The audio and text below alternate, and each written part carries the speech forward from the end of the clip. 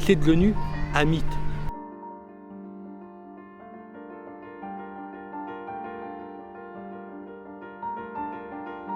Mais d'autre part, c'est un événement important parce que c'est un échec. Et les échecs sont à analyser.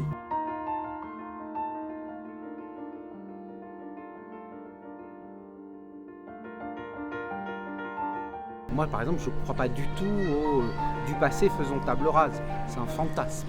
Hein, c'est un fantasme même nauséabond. Hein. Il y a quelque chose de polpotien là-dedans. Hein. On fait table rase. Non, on ne fait jamais table rase. Et heureusement d'ailleurs. Est-ce que moi et d'autres, et en particulier la CNT, on essaye de faire depuis 7-8 ans maintenant, c'est de faire revivre ici, sur place, le souvenir de ces événements. Il y a de temps en temps un individu qui se dresse et puis qui dit merde et puis qui donne un grand coup de pied dans la fourmilière. Si on ne s'interroge pas dans la période où aujourd'hui on est en recul sur ces phénomènes, si on ne comprend pas et on n'intègre pas ces moments de l'histoire, alors on est condamné à perdre.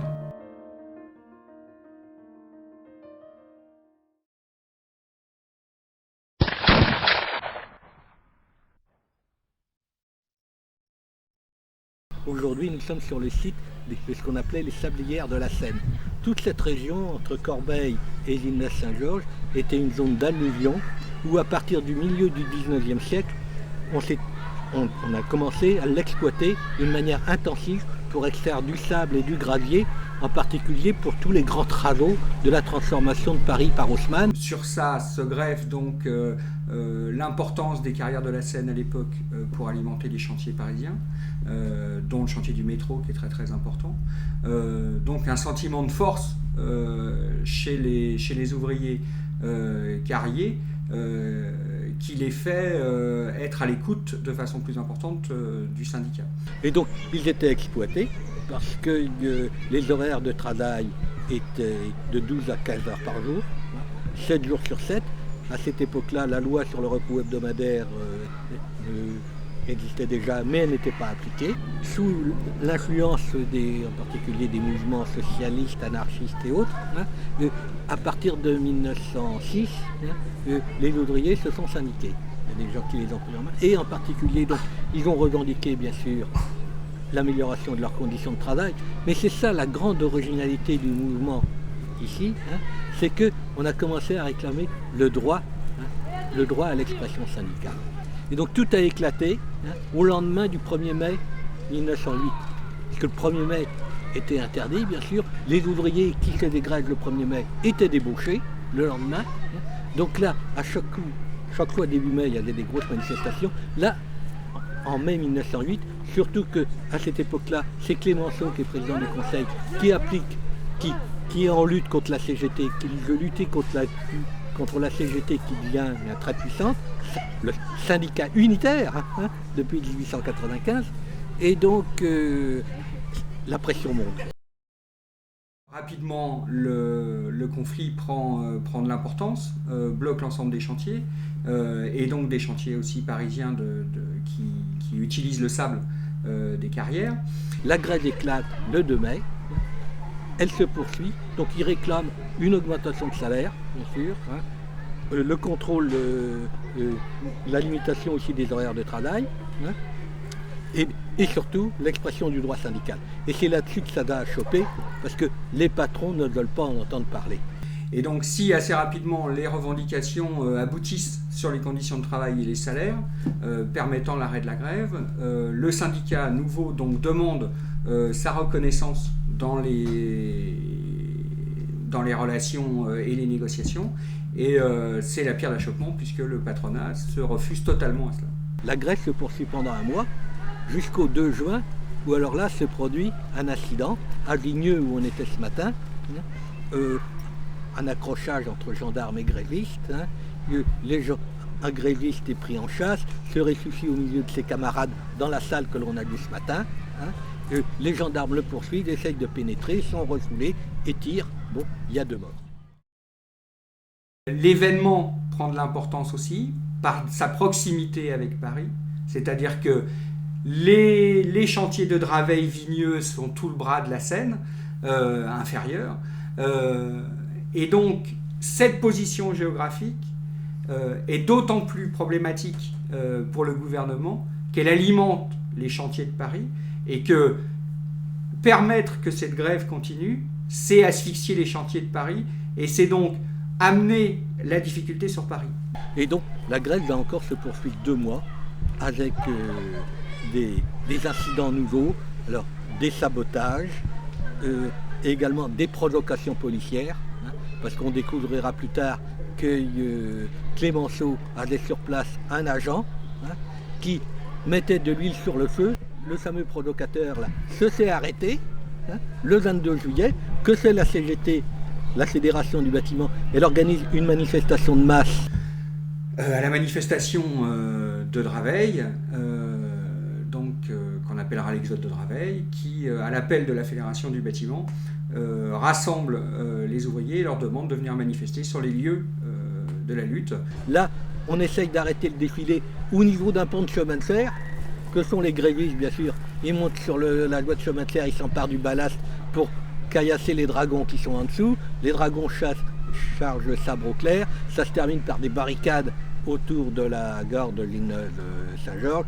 Un saut de sable. On relèvera 4 morts donc, parmi les grévistes, 200 blessés et également 70 militaires blessés.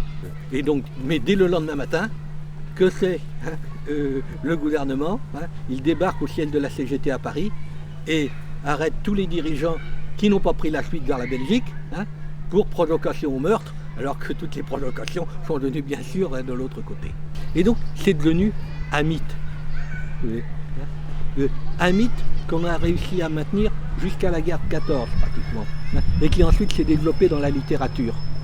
Mais ensuite il y a eu beaucoup de transformations après la guerre de 14, si bien que le souvenir en a été un peu oublié. C'est un événement important parce que c'est un échec. Et les échecs sont à analyser.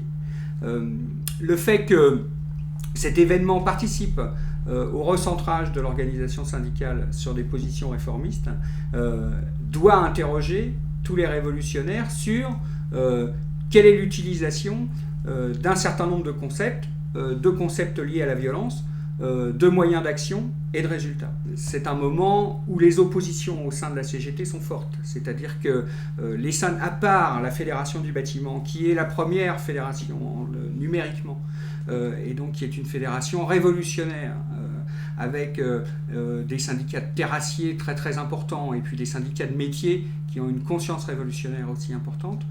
À part cette fédération, la plupart des syndicats tenants du syndicalisme révolutionnaire sont des syndicats minoritaires.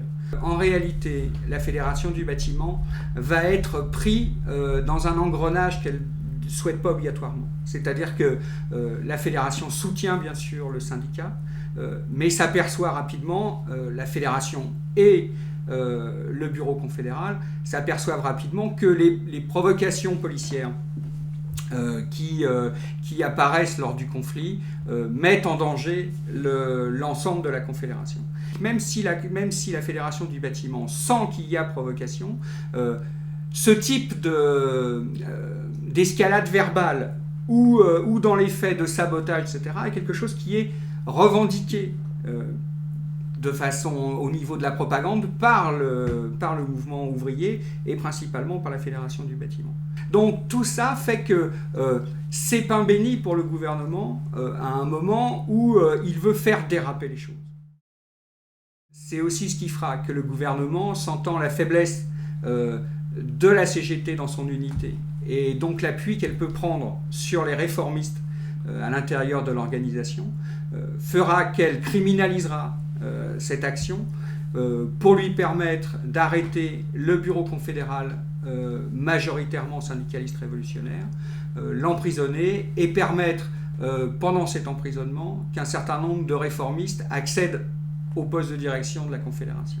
Parce que le but de toute cette manœuvre, le but de Clémenceau, c'était de pouvoir démanteler la CGT, réduire son influence. Et il va réussir. Le résultat de Draveil, c'est un Clémenceau qui combat l'aile révolutionnaire de la CGT et valorise comme interlocuteur potentiel l'aile réformiste de la CGT. est-ce que moi et d'autres, et en particulier la CNT, on essaye de faire depuis 7-8 ans maintenant, c'est de faire revivre ici, sur place, le souvenir de ces événements. Si on ne s'interroge pas dans la période où aujourd'hui on est en recul sur ces phénomènes, si on ne comprend pas et on n'intègre pas ces moments de l'histoire, alors on est condamné à perdre.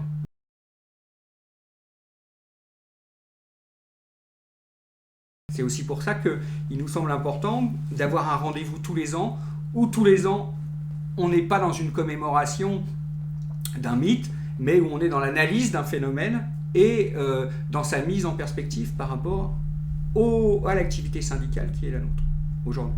Bon, le bistrot le matin, c'est revenir à un syndicalisme de bistrot, c'est-à-dire que avant le syndicalisme n'avait pas à l'époque qui nous intéresse, en 1907, n'avait pas des locaux, n'avait pas, enfin pour certains endroits avait des bourses du travail, mais c'était quand même difficile. Donc le syndicalisme, c'était les arrière-salles de bistrot, les discussions le soir, etc.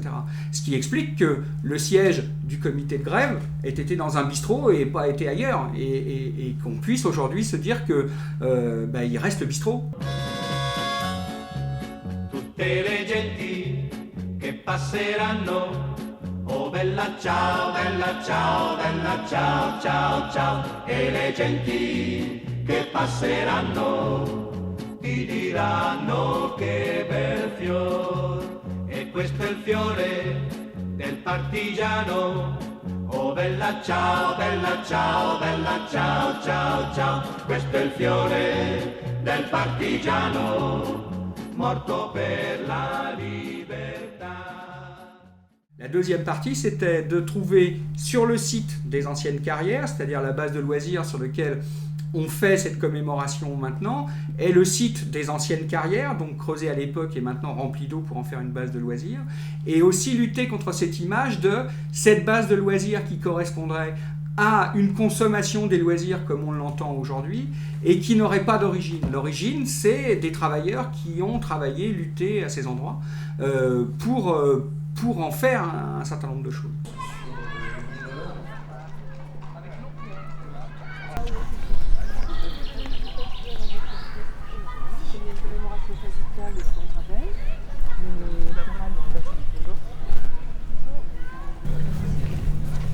Je pense que là c'est bon. Hop. C'est de le remettre sur la gueule. Tu vas rien manger au reste. Tu vas rien manger. Un peu. Si, j'ai mangé. Un peu du gâteau, tu veux la porte de la tarte. Il y a du bon gâteau. Merci parce que je suis un peu glouton, mais après je suis malade. Si on prend chez les ouvriers, en fait c'est un mouvement qui est dans le mouvement ouvrier. Qu'est-ce que t'aimais? Et tac tac tac. Oh, c'est bien des anarchistes. Il y avait rien.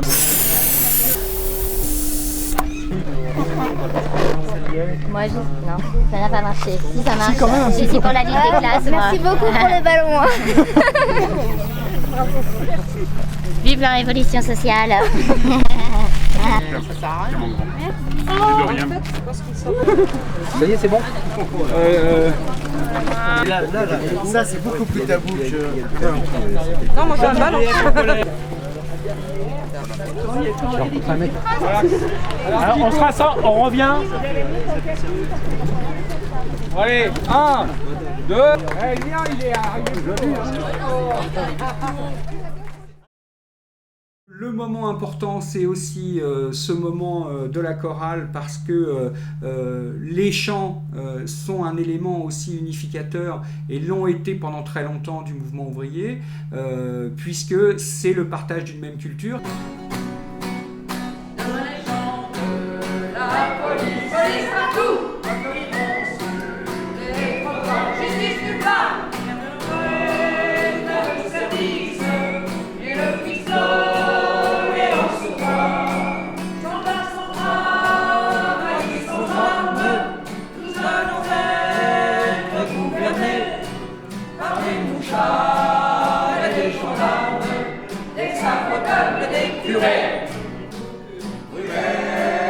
Sabre dans le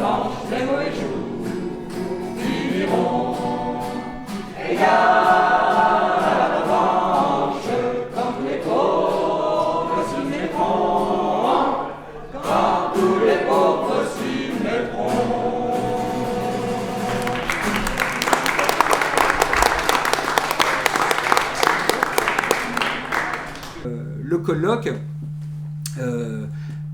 c'est pour nous l'occasion d'amener de la réflexion et un regard extérieur. C'est-à-dire que le discours militant a pour habitude de donner une image qui est un peu faussée et univoque des événements. Il nous semble qu'aujourd'hui, la recherche historique amène un certain nombre de chercheurs à fouiller un peu plus que ce que nous donnent en accès les ouvrages militants, et que dans ce sens, c'est une forme de contradiction qu'on essaye d'amener aux militants pour les amener aussi à pousser plus loin, ne serait-ce que par l'opposition, la contradiction, à ce que peuvent dire des chercheurs qui n'ont pas une approche militante, mais qui a priori ou normalement doivent avoir une approche scientifique.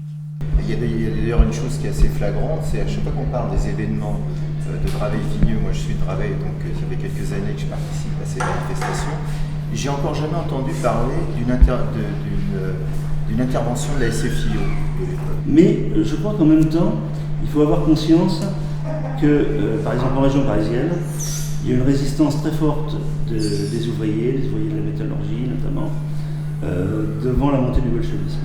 Mais grosso modo, si personne n'en a voulu parler par exemple dans les courants anarchistes, c'est peut-être parce que justement une réponse c'est que de leur position d'anarchiste, le mouvement syndicaliste révolutionnaire co-syndicaliste ratait quelque chose qui aurait été la grève générale en 1908, se disent ben voilà, on a encore raté.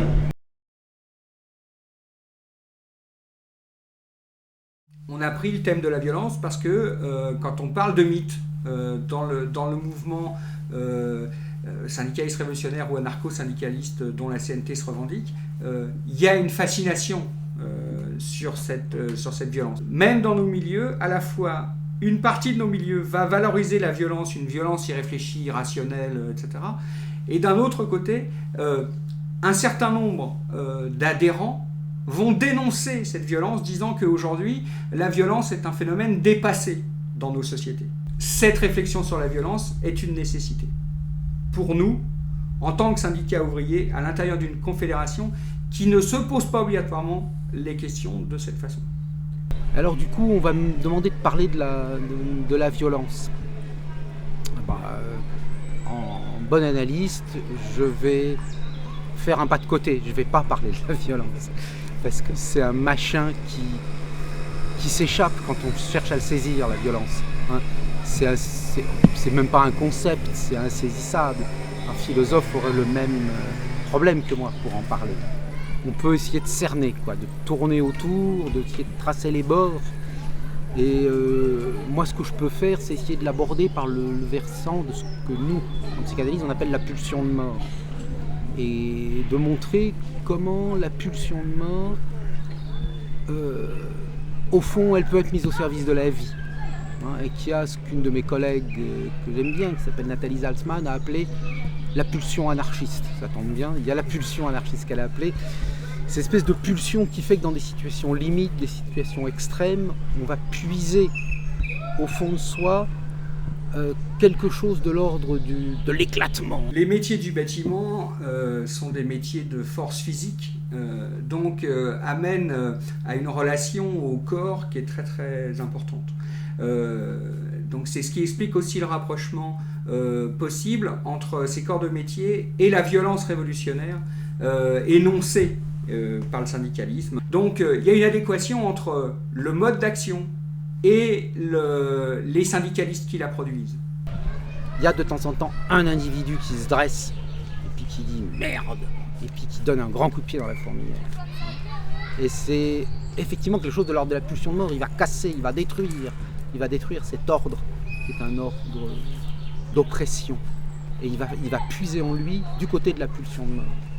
Il y a une différence entre le non-savoir et le refoulement et l'oubli.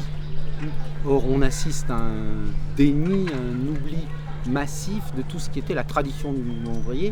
Le mouvement anarcho-syndicaliste, à l'époque, n'est pas un mouvement qui travaille sur la mémoire. C'est-à-dire que c'est un mouvement activiste qui considère que le présent est important.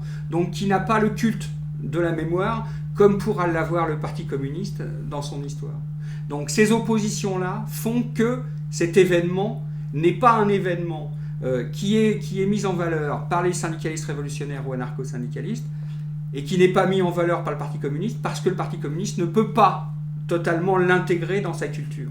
Et je crois que le travail du SUB, qui insiste beaucoup sur ces retrouvailles avec la mémoire ouvrière, sur cette volonté qui est parfois pathétique quand on regarde le monde moderne, de tenir le fil du temps comme ça, de dire mais il s'est passé ici des choses, on a une mémoire à garder, c'est quelque chose de fondamental. Parce que moi par exemple je ne crois pas du tout au du passé faisons table rase, c'est un fantasme, c'est un fantasme même nauséabond, il y a quelque chose de polpotien là-dedans, on fait table rase, non, on ne fait jamais table rase, et heureusement d'ailleurs. C'est comme le fameux CRSSS de mai 68. Alors on nous a beaucoup critiqué, je me souviens, après 68. Ouais, vous savez pas ce que c'est que les SS, le jour où vous en aurez des vrais en face de vous, etc. Bon, on le savait bien que les CRS c'était pas des SS, quoique. Mais bon. Mais ça scande une manif et puis c'est bien quoi pour le rythme. CRSSS, ça entraîne et puis on court de plus en plus vite et puis voilà. Puis si on a un bâton à la main, c'est les CRS qui courent dans l'autre sens. Mais après évidemment c'est pas un concept, CRSSS. Et du passé faisons table rase, c'est la même chose. C'est une parole de chanson, ça entraîne dans les manifs. Mais je crois qu'il faut pas s'en servir comme d'un mot d'ordre ou bâtir quelque chose dessus. Parce que là, on va vers quelque chose qui ne va pas. Aussi, au fond, les gens, ils avaient besoin d'une transmission.